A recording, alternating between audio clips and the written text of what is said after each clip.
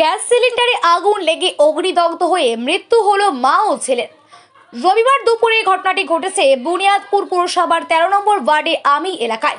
মৃতদের নাম পুতুল মণ্ডল, বয়স ৫৫ বছর ও বিপ্লব মণ্ডল, বয়স ৩৫ বছর। জানা গিয়েছে বিপ্লব মণ্ডল পেশায় রং মিস্ত্রি ছিলেন। কাজের সূত্রে মাঝে মধ্যেই ভিন রাজ্যে পরিযায়ী শ্রমিক হিসেবেও যেতেন।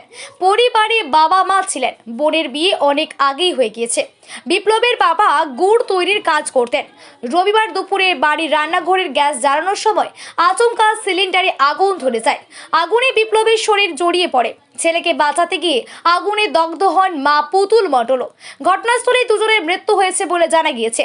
চিৎকার শুনে স্থানীয় বাসিন্দারা ছুটে এসে মার্সিবল চালিয়ে আগুন নিয়ন্ত্রণে আনেন। যদিও সিলিন্ডার বিস্ফোরণ হয়নি, তবে রান্নাঘর সহ বাড়ির বেশ কিছু জিনিসপত্র পুড়ে যায়।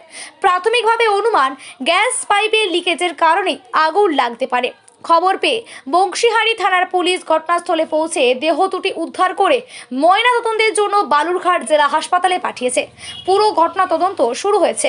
এটা মাংস নিয়ে আসছিল, রান্না করবে, ওই কারণে গ্যাসটা জ্বালায়। গ্যাসটা হয়তো কোথাও লিকেজ ছিল, লিকেজ থাকাতেই আগুনটা লেগে যায়। আগুনটা লেগে যাওয়ার কারণে ঘর বাড়িতে পুড়ে যায়, আর ওরা দৌড়ে ঘরে ঢুকে আর বের হতে পারে না। কে কে ঘরে ঢুকছিল? মা ছেলে। তো দুজনেই কি মারা গেছে? হ্যাঁ, দুজনেই মারা গেছে, দুজনে স্পট ডেট হয়ে গেছে। তাহলে কি মনে করছে যে গ্যাস সিলিন্ডার লিক রয়েছে বা কোনো সমস্যা? লিক ছিল, গ্যাস লিকেজ হচ্ছিল। কি গ্যাস তারা ব্যবহার করছিল? ওটা এসপি গ্যাস। তো তাহলে মৃত্যুর জন্য দায়ী কে? তাহলে গ্যাস সিলিন্ডারই? তাই তো বোঝা যাচ্ছে, মৃত্যুর জন্য গ্যাসটাই দেয়। তো আপনারা কি চাইছেন?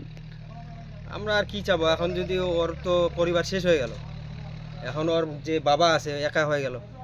একা হওয়াতে এখন যদি ওই কোনো কিছু পায়, একটু হেল্প, চলতে পারবে বয়স্ক লোক।